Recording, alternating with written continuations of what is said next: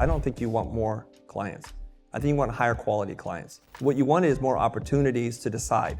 When you level up and you become more attractive, higher profile clients will find you. In my experience of working with a lot of creatives, the quality of their work is not the problem normally. What's difficult is most people make it so hard for you to learn about that. Think about what label you're putting around your work, about who you are, how you're framing your story. I love finding problems that are worth solving. I think that's the heart of every creative person. The reason why you may not feel that spark inside of you is because for whatever reason, you've not been rewarded for the value you've created in the world. People really want to have better relationships with clients, win clients that are bigger and better, but it's kind of like you get caught in a rut. You want better clients, you have to be better. Welcome along. Do you enjoy being in London? I do. I haven't seen much of it, but I do like it. We normally do, us Londoners. Occasionally we don't, but we do today. Well, actually today's a bit of a strange one, but anyway, if you're in business, we've found out that all of our employees cost more and there's less point in selling our companies. But other than that, it's a great city. Tell us about 3 moments that have shaped you and 3 moments that make you who you are today. Great. The first one, many of these are accidental, so I don't want to tell you there was some kind of grand plan. In fact, I think if you try to find the plan, the answer that you seek will be in front of you and you won't see it. I think the first big breakthrough for me was when an instructor said, hey, we'd like to include some of your work in the After Effects CD-ROM. Adobe had just purchased it and they need some student work to showcase that. And I was initially resistant to it because they give you $1 to buy the rights of your work. I was a little offended, even though I was only like 22, I guess, at that time. It just felt strange to me, but I said, yeah, whatever. So I do that. That CD-ROM gets sent all over the world. I happened to be in Los Angeles and it was the birth of the motion design industry. And so that allowed me to generate leads. And I didn't even know what the word leads was back then, but basically strangers called you up and said, hey, I saw your thing. Are you available to do work? And some of those relationships that I've started almost 30 years ago are people that I still know to this day and have a relationship with. So that was a really big breakthrough. So the lesson there to learn is sometimes opportunity knocks, but it doesn't announce itself as an opportunity. Oftentimes it looks like a pain in the ass, an obstacle, things you got to do, things you have to change about your life, and they work out pretty good. Amazing. Yeah, the second one I think is probably just as big, maybe even bigger, is the first day I met my business coach. I'm having lunch with a friend at Frito Misto, which is like an Italian pasta place. And they were talking about like how great things were and how much their business had grown. And I was sitting there thinking, is it rude for me to ask who is this person and can I get their information? You know, like your friend is sharing something really great about their lives and the first thing you think is, how can I benefit from your greatness? But again, it was one of those things like, do you mind telling me who this person is? And this person who told me, his name is Hugh, I think for a minute there he paused. I'm really good at detecting pauses. Like, should I tell him? I'll tell you. And that day I went home and asked my wife, hey, it's been a pretty good year. I think this is the year we need to invest as much money as possible to hire the most professional people we could. So that year we hired a CPA. We moved from an accountant to a CPA, hired a financial planner. I hired my business coach who I worked with for 13 years. I met with my business coach every single week for at least an hour and a half without fail. Unless there was something crazy happening, we would meet. So people often ask me, like, how do you know how to do business? It's not from art school, that's for sure. Some of it is from experience, but a lot of it is because Keir, he since passed away, would say, hey, dummy, why don't you do it this way? Now, he didn't really say it like that, but it felt like that for me. And I have to tell you something. Like, my wife was always super extra happy every Tuesday because that's the day that Keir would come into the office, and he would just kick my butt. So she was just happy somebody was doing it to me for a change. She loves me dearly, but it's fun to see me suffer, I think. The third and most impactful thing that's ever happened to me, and you probably can see a theme that's happening here, is an old classmate. I can't even really describe him as a classmate because we've never had class together. He's this Puerto Rican guy. He would wear literally an orange prison jumpsuit and walk through school with yellow tinted glasses and was crazy and loud. We didn't have that much in common, but for whatever reason, in 2013, we ran into each other and we're talking about doing big things together. What that led to was him saying, let's go make YouTube videos together. And I was thinking, no. Why would anyone want to do that? This is 2013, 2014. And the reason why I thought was the examples of people making content on YouTube were either A, clout chasing or pretend professionals. They were young people who definitely did not know how to talk about design, and that irritated me. So the last thing I wanted to do was create content that would then put me in that category as a YouTuber. That was offensive to me. Now I'm like, I'm a YouTuber. It's totally cool.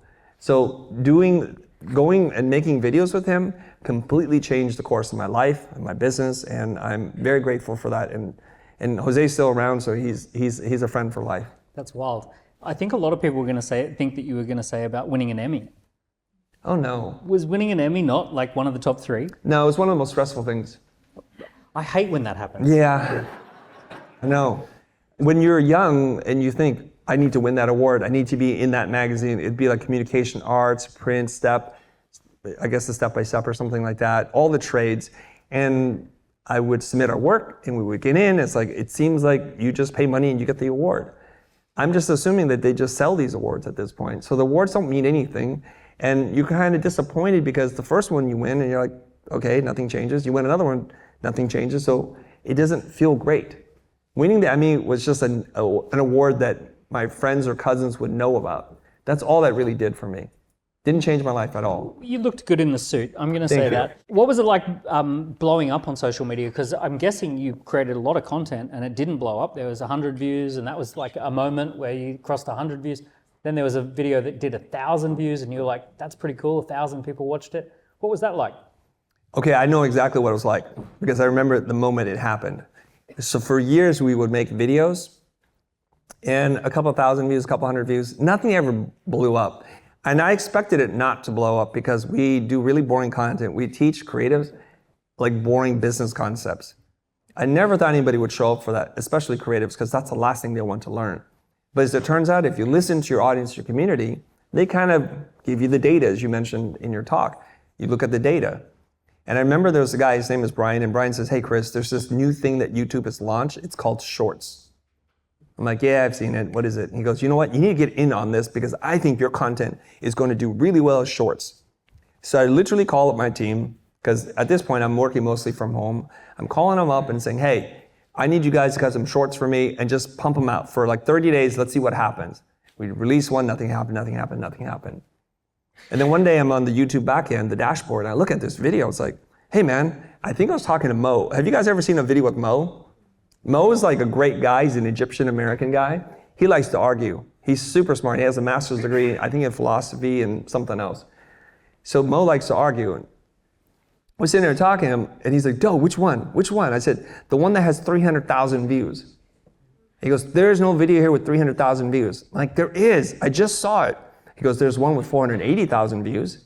I'm like, oh man, my brain, I don't know. Let me go find, there must be 2 videos that are taking off.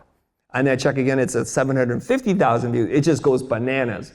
This has never happened to me before, where you release something and every time you check, the numbers were staggering. To date, that video has over 40 million views, our highest viewed video. And here's the funny, weird thing about this video. It's a short, right? So it's a cut down from another video. And when we originally released it, we would letterbox it so it's black on top and black on bottom. And somebody else on the internet took the exact same video, exact same edit, and just zoomed in. And they got a lot of views. So I called the team up and like, what are we doing, guys? Why aren't we doing that? So we cropped into that same video, and that video has over 22 million views. Every version of this video just takes off.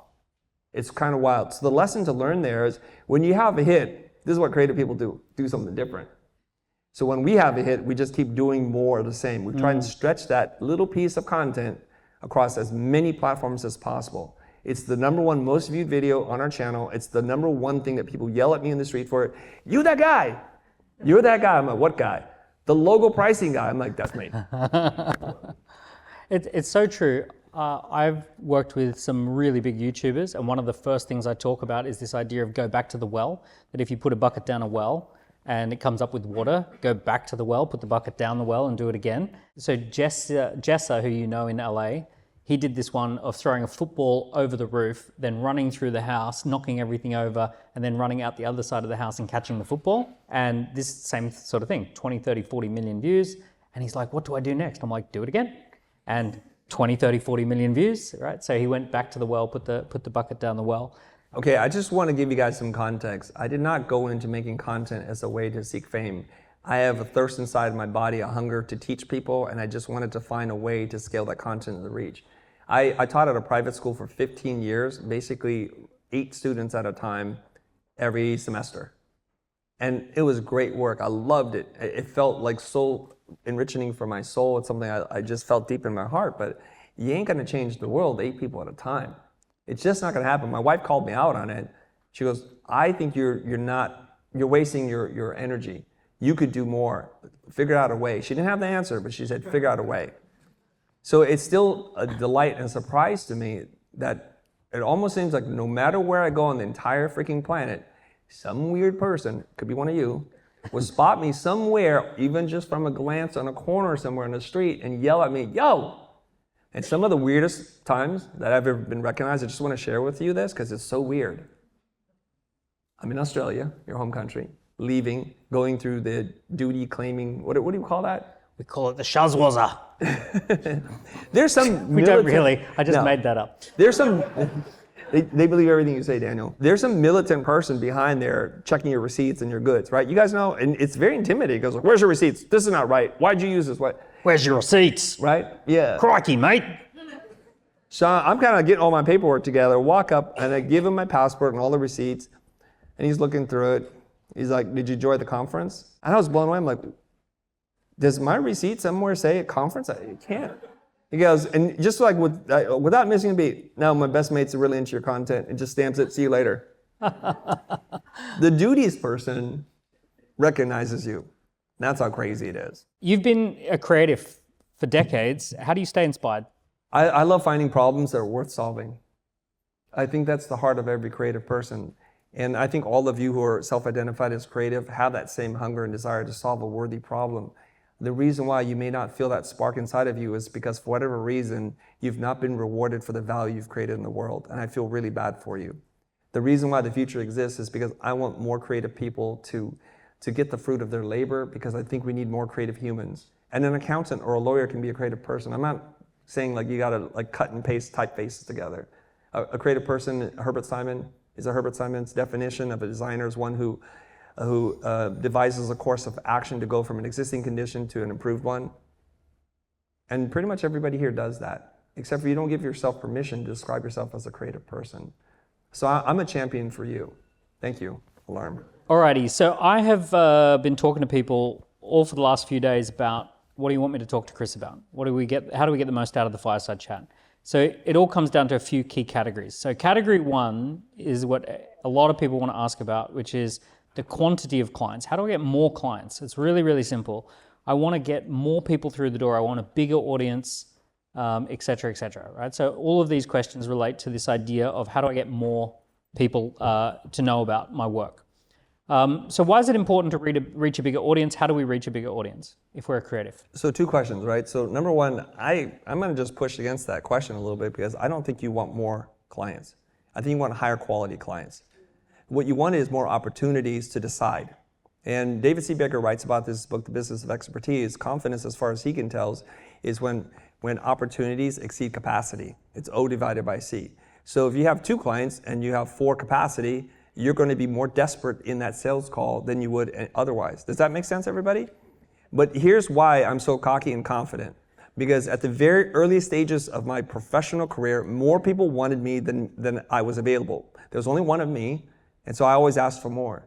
And it's this thing that's pretty amazing, right? So if you live my life, everything you do, people want more of it and are willing to pay more. So of course I have the attitude and the mindset that I have, which I'm trying to teach all of you. So what you should be in the business is learning how to generate demand for what it is that you do. And as far as I know, the cheapest, easiest, most effective way to do this that's long-term sustainable is to increase your awareness. And there's lots of things you can do to increase your awareness. Here's what hurts me. You're like, but I have to do that social media thing, right? I'm like, well, they're handing out gold over there. I know it's heavy. You might not want to do it. Most of us would get a wheelbarrow and start going.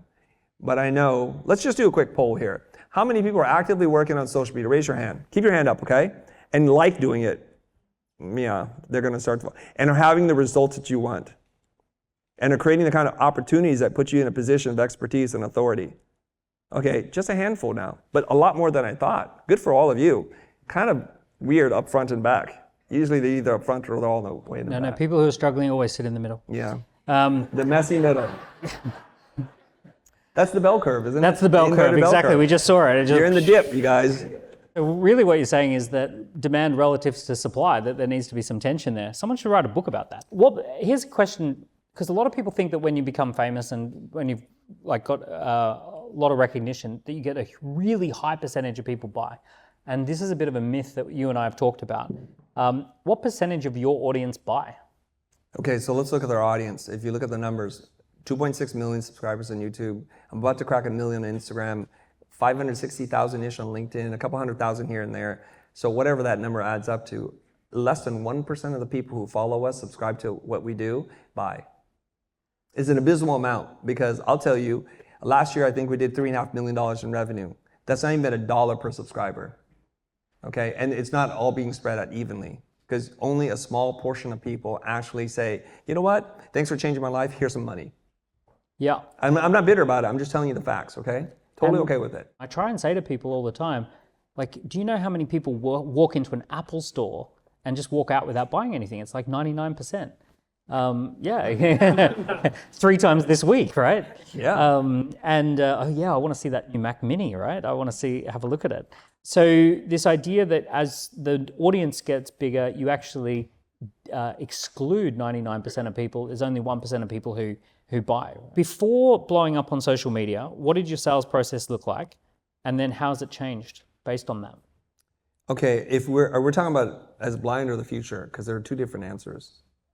However you want to take it. Okay, I'll tell you about Blind. Blind is a service design company that ran since 1995 and retired in 2018. The website still is up, but we don't do anything to it. What was really interesting, there was this little crossover between the founding of the Future and growing some notoriety and how that impacted Blind. So I will tell you, typically what happens is there's a new client inquiry, new business inquiry, and they find us. It's very passive what we do. We have some sales reps. Basically, it goes through a whole vetting process, because I only want to talk to a prospect that's been qualified. So we formalize the entire process. So are they talking to more than 5 people? Yes, we're out. Is this a real project, or is it just speculative thinking about a project? Then we're out. So we have all these rules, and it's definitely a design flow chart that was given to our executive producers, our salespeople. Don't bother me. I value my time a lot. So when they drag me into a call, and it turns out they only have 10,000 or 20,000, whatever the price is, I'm like really upset at the team, because my time is valuable. Do not put them in the room with me, right? One call in particular, somebody had said, Chris, they want to get on the phone with you. They have a project. It's all been vetted, and they're big fans of the YouTube channel. This was the crossover moment, and not many of them have existed, but this was a special story. So I was like, fudge, they know all the techniques. I'm gonna do this, then this happens, I'm gonna do that, right? Because I've been very transparently telling people how I close clients, how we talk about price and value. So I'm like, oh my God, I have to be the best version of myself on this one, you know? No slacking off, I've got to give them the right hook, the left hook, and the hook they didn't even see coming. We get on the phone, and there's 4 of us, executive producer, head of production, and 2 creatives, myself and somebody else. We get on the phone. Do you have any idea what they said on that call and what I did to close them? Have I told you guys this story before? Okay, so you have no idea, right? Some of you might say, oh my God, the old man's gonna get sucker punched. I can't keep up with them. So we're fearful of giving everyone our best, most guarded secrets, because they're gonna use them against us. You guys feel that way? A lot of you, okay? So I'm prepared for war. Just quickly, who here has held back something, they've not shared it on social media because you're like, oh, that's too good? Has anyone done that? Yeah, exactly. And right? the rest of them are not telling the truth. Yeah. So I'm on the call. We're on the call. My executive producer introduces me. Hey, Chris is the founder of the company. Happy to talk to you. What do you guys have in mind? And they talked and just sold themselves the entire time. We love Chris. Everything's amazing. Here's all our money. And here's the most money we can give to you. And we got the phone. And my executive producer, his eyes have never been bigger than that. We're kind of mouths agape. It's like, agape. And it's like, what just happened? They knew what I was going to do, so they did it to themselves. You know what I did? That's right. That's how it happens. And it's how it works. It's funny that, because it's like Gordon Ramsay puts his recipes in the recipe books and sends the recipe books out to, and then people like come to the Gordon Ramsay restaurant and they're like, oh, I want the recipes that I saw in the book. Yeah, I mean, you guys have bought a cookbook before. You still eat at the restaurant. Yeah. In fact, If you make the cookbook, more people will come to the restaurant. In fact, if you talk about the recipes on YouTube, TikTok, Instagram, on a cooking show, more people will want to go to the restaurant than you can serve. Then you franchise the whole thing. Have a think about what is your biggest secret that is like part of your secret sauce, that it's like one of the most valuable lessons you've learned in your career. Think about it, right? Get something, who's got something in their mind? Big secret? Not that secret, right? Get like secret sauce, and it's like, okay, what if I release that? What if I put it out there into the world? And how's your business model changed 10 years later? So that was the moment that you noticed it change, but how's your business model and your sales model today? Okay, so we completely phased out the service part. We thought, you know what? Making products is way cooler than dealing with crazy clients who want to ask you for some stupid change. I love clients too. I love clients way more than you do, and it still annoys me, right? You're on their schedule, you're on whatever. I'm done with that. So I'm done with service work. Now we're building products, and products are a whole different animal. We don't have clients anymore, we have customers. We don't have bespoke projects that we create. We create systems and we design things that can be used by lots of people. So the entire mindset had to shift, and a lot of my team couldn't make that jump. They're like, who's gonna tell us what to do? No one. When's it due? Whenever we say so. How do we get paid? When we sell product.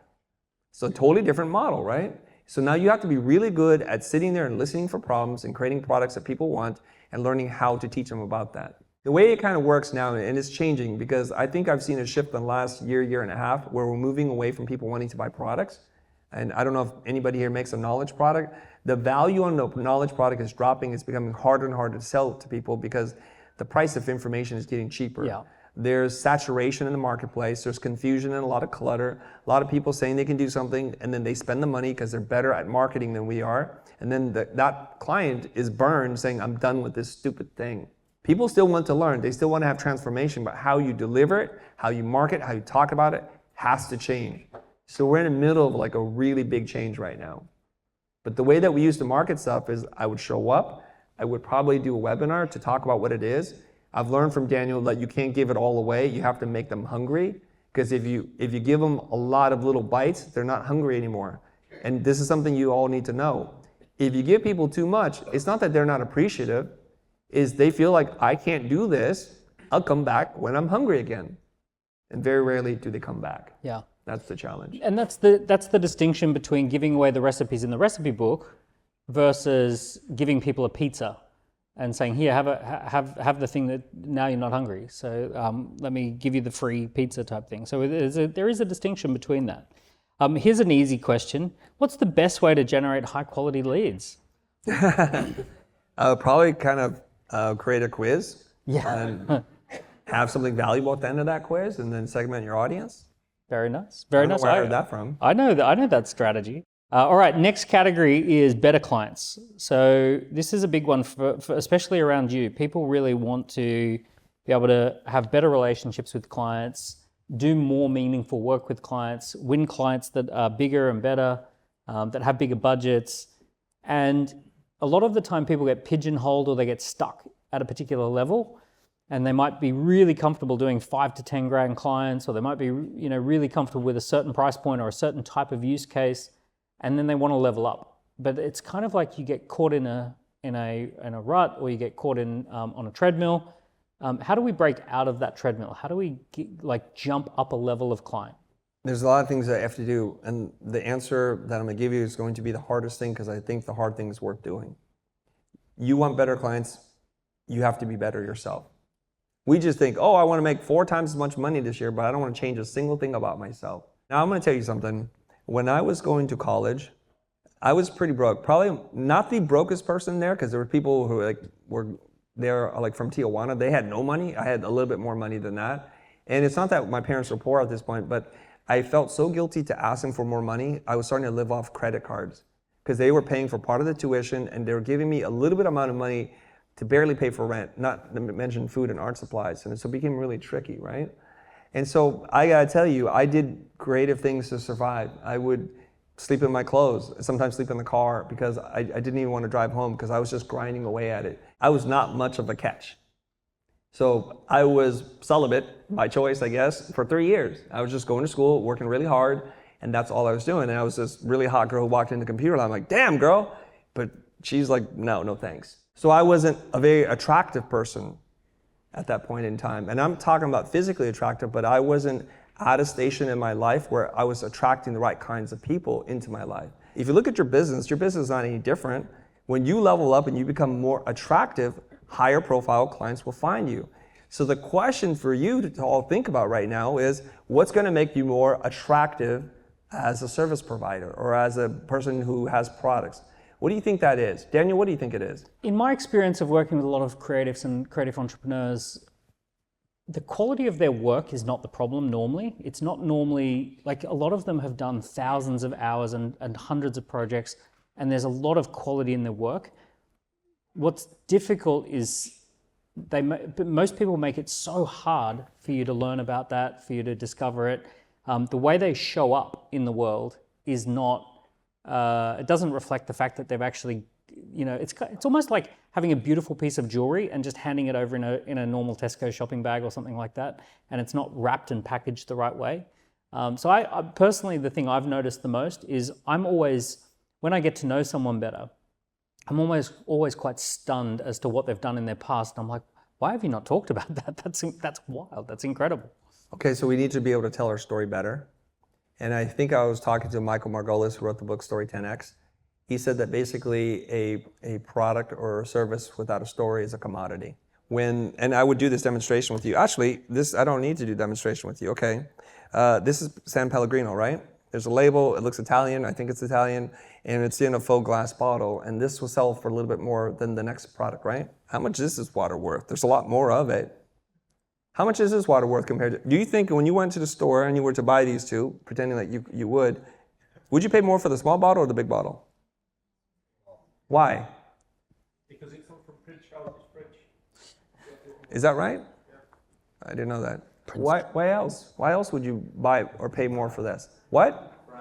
What does that even mean? Just be real with me. Trust? How so? Perceived value. It looks good. Okay, that's an honest answer. It just looks better.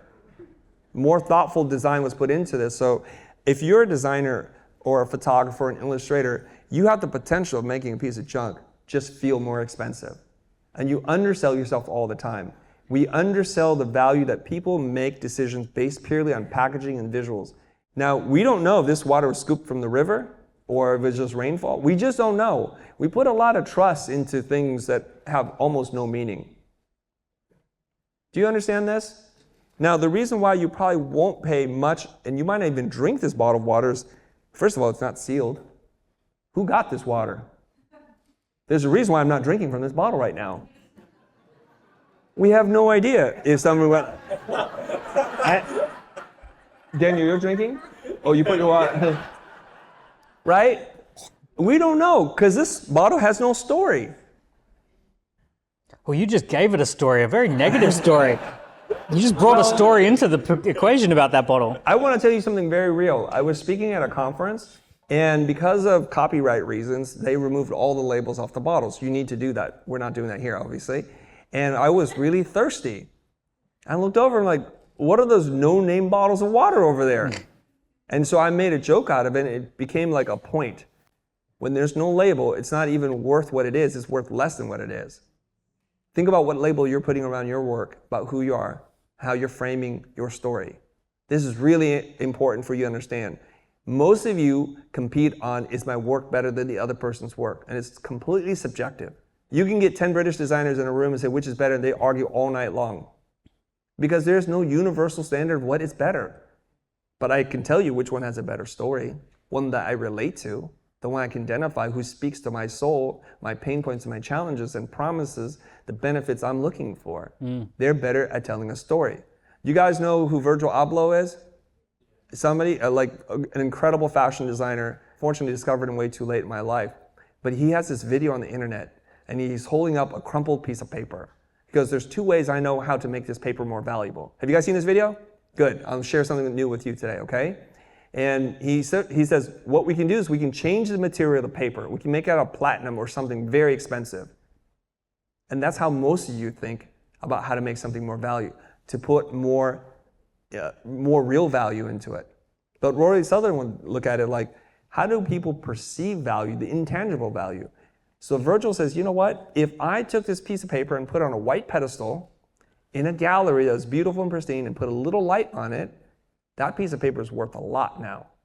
So he's basically saying you can change the frame or how it's presented, or you can change the thing itself. One of those two options is easier to do than the other. One requires imagination, the other doesn't. You'll figure out which one it is. How do we evaluate the quality of a client? So that's how they evaluate the quality of us. They hear our story. How do we evaluate them and decide whether they're going to be a client or not?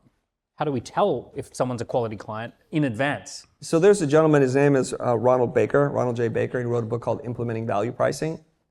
And he says we have to be discriminatory sellers of services. We're professional people. We don't want to discriminate people in real life, but we need to discriminate against clients. We have to have standards. Have you sat there and said, under only these 5 conditions would I accept you as a client? Have you ever done that? You remember how I was telling you that our executive producer, salesperson would have to make sure they're qualified? Those are some of the standards. And we have rules. So you need to establish your set of rules, because you're not indiscriminate in your personal life, are you? You meet any person at the bar, good to go home with. I mean, some of you are, but no judgment. You know what I'm saying? You have to have some kind of standard. So you probably should sit there like you did when you were younger, like, oh, my dream ex would be like this. They would be this tall, and they would do this, and they would have these traits, and I would love them for that. Somehow we forgot that basic rule. We just take anybody, and that makes you a very promiscuous business owner. Each one of you has an audience of people who know who you are. Inside your audience of people who know your business, the top 1% have 15% of the budget. Right? So 1% have got 15% of the budget. The next 9%, taking you to a total of 10%, have got 45% of the budget. So giving you a total of 60% of the budget is in the top 10%. And then the bottom 90% have got 40% of the budget combined. So essentially, it's really interesting that, being discerning, if you can identify who's that 1% who's got 15% of the budget, of the total budget, it's a superpower for your business if you can have a way of figuring that out. If you could ask any questions and be able to, digitally and automatically have a device that would do that, like a piece of software or something, that would be epic, and then you could know. Daniel, I'm surprised you don't have tearaway pants, where you just stand up like this, and then it's score app. You just ruined my big finale for the show. Yeah. And you know what? I just unbuckled my whole suspender here. What's going on with yours, guys? I don't know. Don't worry about it. Just have an extra belt. All right. Next category is raising prices. This is something you're known for, right? This is like a viral piece of content that people have watched with you. So this is all about this idea of the fear that people have about raising prices. In the US, the economy has actually grown in the last 15 years pretty consistently, if you see the graph. Here in the UK, the economy has only grown 4.5% in 15 years. So since the 2008 global financial crisis, the economy hasn't really grown. The costs of everything has grown, but the economy hasn't grown. So the feeling or the atmosphere that happens in the UK, especially if you deal with UK businesses, is this feeling that everyone is squeezed, and that if I was to put my prices up, that would be the worst thing in the world, right? I wouldn't be able to do it. So can we talk about that? Sure. How do we talk about it? Well, you can't really, because you're American and you have a growing economy, don't you? But no, I can talk about the attitude. Sometimes we need to hear from someone who hasn't had that experience to kind of talk about how would you broach the idea of a bigger budget? How would you raise prices? And what I'm not talking about is signing on bigger clients at the same rate. Like, some people think about putting their prices up and they go, oh, well, I currently sell 10 hours for $3,000. Now I'm going to sell 20 hours for $6,000. It's like, well, it's the same rate, right? You're just selling bigger packages. But it's that moment where people have to place a higher value on what they do. Right. You're saying the solution can be to sell more units of time at a certain rate. Yeah, essentially just packaging more in at the same rate. It's like actually genuinely putting the prices up. Right. Okay. So I have noticed something, if I may, and I run the risk of offending a lot of people here. That's our national language. It's our love language, offending each other, yeah. Well, there's a darkness that exists here. I'm not talking about the skies. It's just a general attitude about what we're worth, what we can charge, and it's a lot of fear-based, I guess, scarcity mindset that for whatever reason I don't have. And I'm not even saying Americans or even people in LA, because there's still a lot of that there too. So maybe we can just have a deeper conversation about this, okay? Now, here's one idea I want to share with you. And I'll ask you this question and you can say true or false, okay? Is price positioning true or false? True. So when you price yourself lower, what is your position? But that's what you do. So when I go to look for water or for anything, I don't want to buy the discount version because I'm not a discount guy. I'm not saying I want to overpay for something, but I'm suspicious of discounted things. Some people are bargain hunters and that's all they do. Probably my dad. He just wants to bargain for everything. It's just like, yes, less. But my dad's retired, so he has a lot of time. And plus, he escaped the country, lost his whole culture and his, there's a lot of things he lost. So I can understand and empathize why he has that mindset. But even though I was born in Vietnam, I didn't grow up there. I don't have that mindset. I'm here, and it seems like every time I've asked for something, things happen. But you have to be bold enough to ask for it.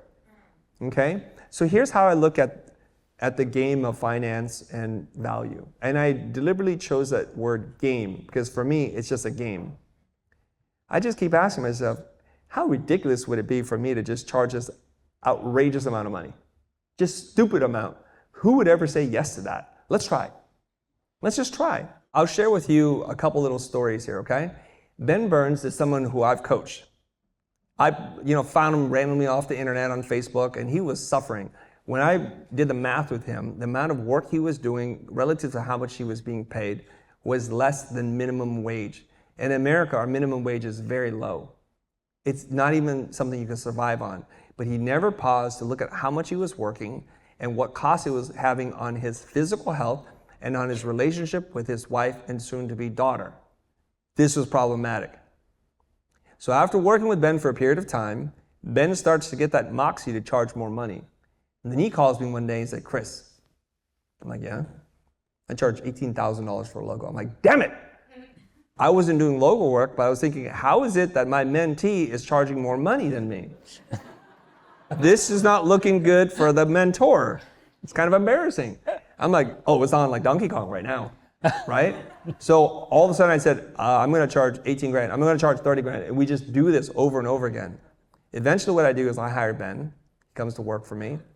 And whenever we get a new lead in, and there was a logo job for an East Coast telecom company, they're not ginormous, but they do probably close to $100 million in revenue, and they want a new logo.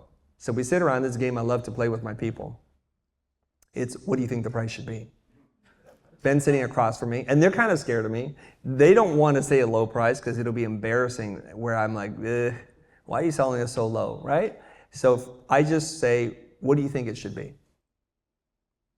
And we're sitting there thinking, and I'm thinking in my mind, it would be outrageous to ask for like $70,000 for a logo. Just for a logo, no brand strategy, no nothing, no identity guideline, no letterhead, no business card, no nothing, just a freaking logo. Or as some clients would say, just a font. I'm thinking 70 would be just stupid outrageous. And Ben looks at me, he goes, Chris, I'm thinking 110. I'm like, that's what I was thinking, Ben. Good on you, bro. Good on you. You passed. You passed the test. And you know what? We did the call. That's the story for another day. There's a funny call along with that. And they just gave it to us. They gave it to us. And here's the crazy part. We work on all this work. We design the logo. And it's like 10% different than their old logo.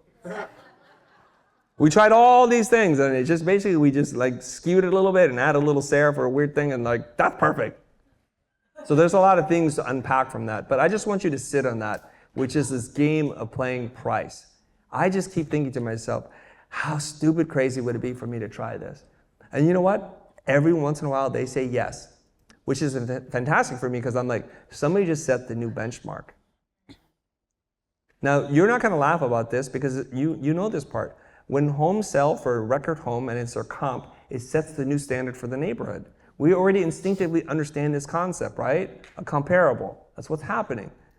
Now, the question for you is, why can't you be the comp that sets the standard, the new standard? And this is happening in LA all the time. Record selling home price, single most money anybody's ever paid for a residential thing in LA. And it's out of control. There are homes that are $150 million.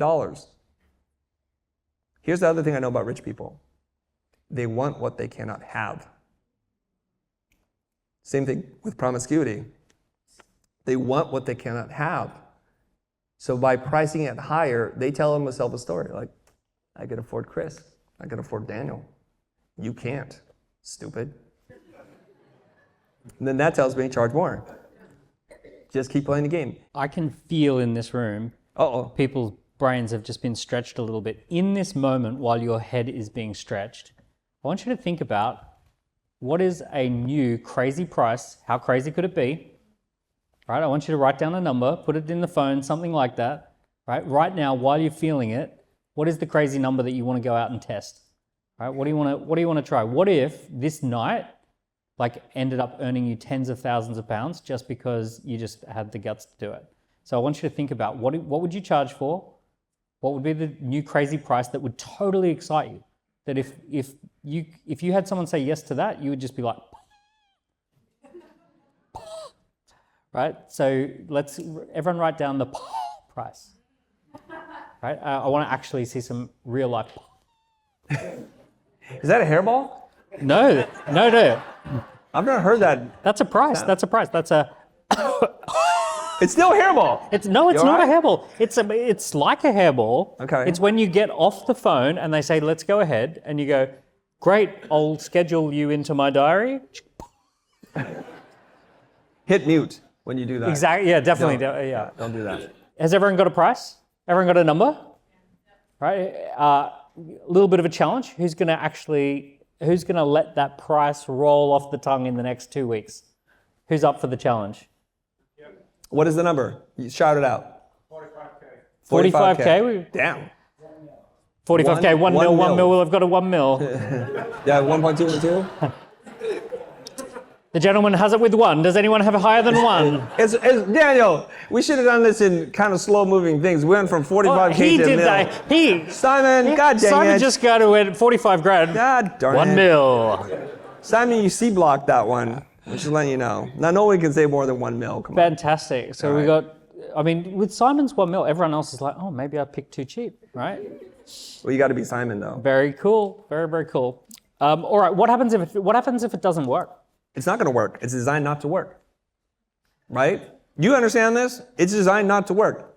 Here's the crazy thing about dating life. The minute you're dating someone, you all of a sudden become much hotter. You know this. For 3 years, ladies, no one was looking my way at all. As soon as I got a girlfriend, I'm like, dang it, why are you telling me now? Don't be available. Next topic, having more fun, right? How do we have more fun?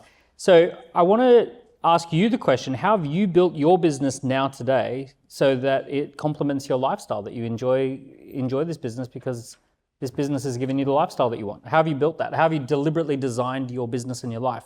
Okay, this one's complicated. I have to share the truth with you guys, right? So you're like, oh, he's just having fun all the time.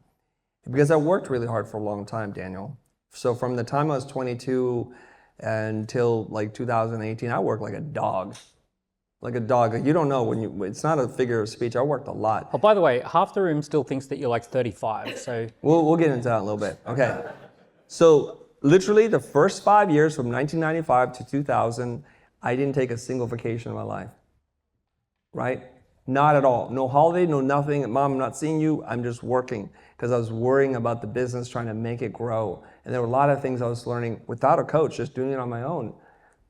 It was also some of the most profitable time in our lives because the amount of money we were being paid for the work we were doing was stupid. I'll tell you how stupid, okay? Because you're like, how stupid, Chris?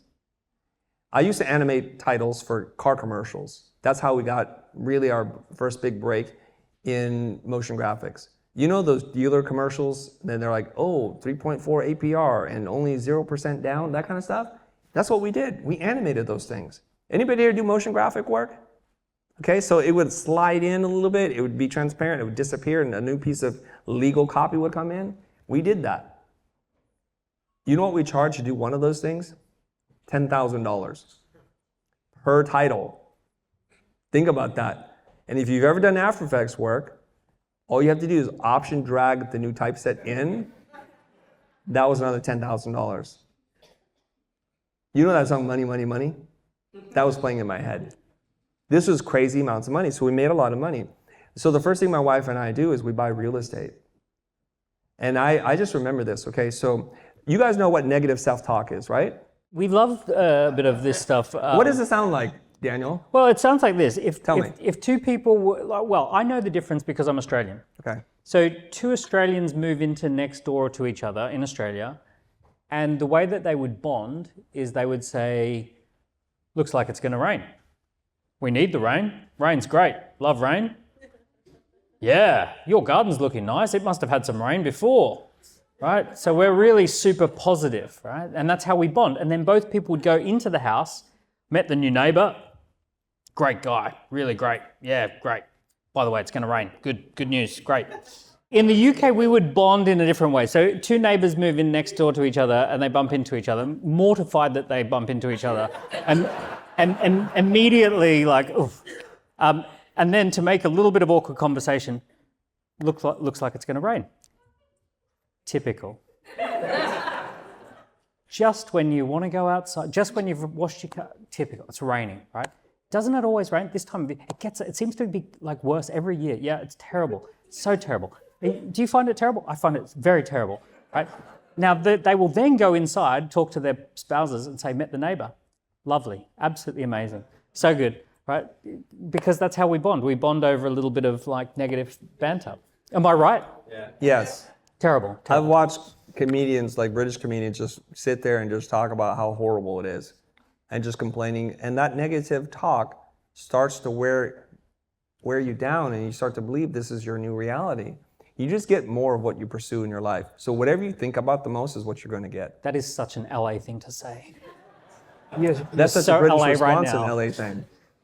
No, I mean, just think about that, right? So for me, it's like, I keep thinking like things always going to work out. I'm always going to be paid more. And so I start practicing a lot of positive self-talk, and I'm the product of that, my own design here. So I'll tell you something. I guess it was like 1998, 1999, just a few years after graduating from school. First of all, I paid off my student loans within the first 6 months. I'm receiving checks more, one single check more than I thought I would make in a year. Things are going well for me, okay? And then my wife and I, we decided that we need to move to the west side, and on our way to meet a real estate broker to look at a studio space, we see a house for sale in Venice Beach, literally 1.5 blocks away from the ocean. A dream that I had when I was in junior high watching 20-something, they had an agency and they lived on the beach. I was like, freaking, that's the life. That's the life I want. I don't say, why would it ever happen to me? That's not real. It's like, that's going to be my life, not knowing how it's going to manifest itself into the future. So we're late for our appointment, so we miss seeing the studio, but on the way to the studio, we see this sign, for sale. You know when the sign went up? That day. Serendipity? Yes. But it was a good story, right? So we see the house, we call the broker, and the house was listed for $520,000. We're just a few years out of school. That's more than what my parents paid for their house after saving all their life to buy their house. Keep this in mind. Long story short, we bought the house. I think 4 years later, we sold it for $2.2 million. Pretty good for a kid out of art school. So we just keep doing these kinds of things and making more money. So at a certain point in my life, I'm set up. I don't need to make more money. I don't need to be the world's richest XYZ. I just need enough to pay for my kids' college education, to make sure my wife doesn't worry. My primary goal is she doesn't have any money worries. That's it. So when we found that number, I'm good. This was a long setup for the answer to your question, which is, I do not need to make money anymore. I work for pure joy. It just so happens I also make a lot of money, but I just do it for pure joy. So I tell the team, just run the company so that we don't lose money. That's all. Because the thing I care about is impact. So you know that the history of Bezos and Amazon is they went for decades without making any money, no profit. But he was playing a different game. He was playing the game of total market domination to build a pipeline and a structure such that no one could compete with them. And he had investors who believed in that idea for him to play that long. I'm not trying to be Bezos, but I'm going to play for as long as possible because the game is fun. And along the way, I get to help people and I get to make a buck. And that's pretty good. And what would be how do you define the impact? The impact is the number of people who have been positively affected indirectly or directly from the content we've created, either in valuing themselves more, being able to renew their passion for design or creativity, or maybe they have started to build their personal brand. I just want to share a quick story with you that I just found out about, I think today or yesterday. It was yesterday. So a guy was out here, I don't know if he's here right now, from Germany, who was in my personal branding workshop. Is he here today? Oh, you're right over there. And you were telling me about this guy whose life completely changed. I live for moments like this. I want to be able to collect all these stories and just sleep on top of them every single night as a pillow. For real. He goes, you know what, Chris, you did this whole personal branding thing and you told us, lean into your vulnerabilities. Celebrate it, embrace it, because all the things you hate about you simultaneously is the most powerful thing about you. So there was a designer there, a creative, who was a stutterer. And it's tough to be a stutterer. And he said he calls himself the stuttering designer, blew up his count from whatever to whatever, and it's completely changed his life. All from a dumb concept that I shared with somebody who had the guts to do it. And I live for those kinds of stories. So those kinds of things light me up. Big stories, small stories, whatever. That's what I live for. I love that. That's absolutely beautiful. From that high point, take us a little bit granular. A lot of people have asked this question. Who do you have around you? Who's your team? Who is it that you have on your team that allows you to shine in your way? Well, there's a lot of people that I can name, like basically in my life, but I'm very excited about a new concept that seems to be working really well. Can I share that? Yeah, of course. Okay. So normally when you set up a company, you have people who show up to do a job. They're competent, they're smart, they care about you, they're diligent, ethical people. That's great. But the future, our company, has a very unique thing that we haven't tapped into. We've created culture and community around ideas with total, complete strangers. Those strangers feel a need to reciprocate back to us because we've helped them in real and intangible ways. We've given them hope, we've given them money in the way that they're able to charge more. So some of those people rise up from the darkness of the internet and say, hey, I'd love to just help you with stuff. And they do it from a pure, genuine place in their heart, not because they want a job opportunity or recommend or they're clout chasing. They just want to help us. And some of them are here tonight. And what they do is they find out where I'm going in the world after earning some trust and respect with me, where they're like, hey, I hear you're going to be in London. I'm going to meet you there. I'm flying out from XYZ. And they become part of, unofficial, I know it's a dorky name, the International Travel Posse. Okay? Where we just help each other because we feel the desire to build genuine human relationships, and it makes me really happy. So what they do for me is they help me do stuff, and they really look after me. And I feel in my heart. So what do? I try to reciprocate 10x that. So I'll sit down and I'll design a business model with them. I'll refer clients. I'll do the stuff that would cost them tens of thousands of dollars to get from me, and I'm staying up at night thinking about them. I know that sounds like utopian, like la kumbaya kind of talk, but I want my entire company to be built from this international travel posse. Interesting. We want to make shirts for each other. It's a super dorky thing. I feel like I'm part of it. Daniel's just invited into the posse. What are you talking about? This guy's a salesman. I was seriously member number one. How many people have been in more cities with you than I'm offended that you wouldn't even think of me as the travel posse. What's the lesson for everyone in that though? Like, because okay, that's great for you, travel around, having adventures, roaming around with your posse. Yeah. What's the lesson for us in that story? Find your posse. Find your tribe. I think there's something that's happening right now that I think you can all feel, but you're not quite sure to put your finger on it. As we grow closer as a digital community, we're growing farther apart as real people. This is aided by AI, social media, and all the weird stuff that's going on in the world, right? This polarization of communities. And it seems like hate sells, so let's sell more hate. And I don't want to be like some idealist dreaming about these things, but I'll say to the posse, my goal is to help you make as much money as possible such that you have not only the resources to go, but the time and opportunity to go. So whenever I say I'm going here, I'll see you in Dubai, I'll see you in New Zealand, because that's where we're going. And they're at a certain place in their life and their business such that the business runs on rails.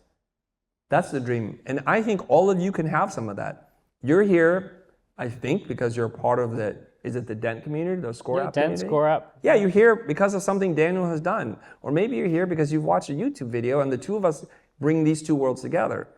Here's what I shared at Adobe Max, which is this new idea, right? What you want, all of you, I think, want some version of this, which is you want to play with someone who's going to change your life. But the problem is you bring no tools to the game. They bring the diamond field, they bring the balls, the mitts, the bats, they bring the uniforms, they bring the concessions. You don't bring anything except for wanting to play. So what winds up happening is you need a ticket to play, or you're on the outside of the fence looking in, hoping and wishing. That's one way to play. The way that we play is, if you think about it, Daniel, do you like Batman or Superman more? Batman. So Daniel's Batman. And let's say I'm Superman. And we live in our own universes. We have our own community and our world and ways of doing things. But when there's a crossover, fun, exciting things happen. The fans of those two people, or those two worlds, crossover, seismic event. So my challenge to all of you is, if you want to play with the A-listers of the Justice League and not the Blue Beetle guy, then you yourself have to build up your world and your universe such that when you arrive to play the game, you bring something to the table. I'll be super honest with you right now. Daniel and I are not having this conversation if I'm running my service design company. I'm almost certain he would not even talk to me or want to be on our podcast or want to support what we're doing. I'm almost certain of that. I'm almost certain that many of the podcast guests that we're able to get, authors, influencers, and speakers, and people that I would pay money to talk to, are calling us up and saying, how do we get our author, speaker on your channel? The game has changed, everybody.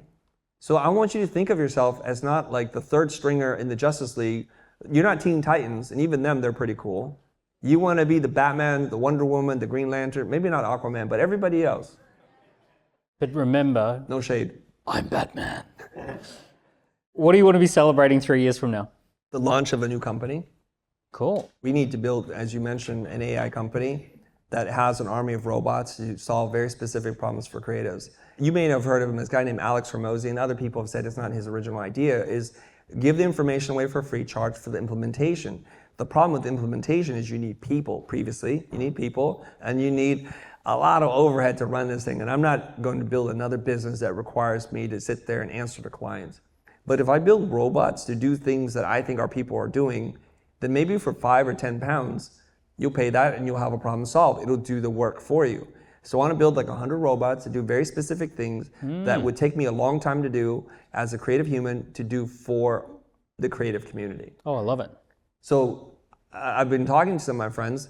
How much would it be worth to you that after you get off a sales call and you think you totally bombed, the client didn't call you back, ghosted you, to run your sales call through a trusted source to then grade you on 8 different points, how you did, where you were in and out of rapport, questions you could have asked, questions you should never ask, or words you could have used instead of whatever words you use, for $20, for $40. How much would you pay for that?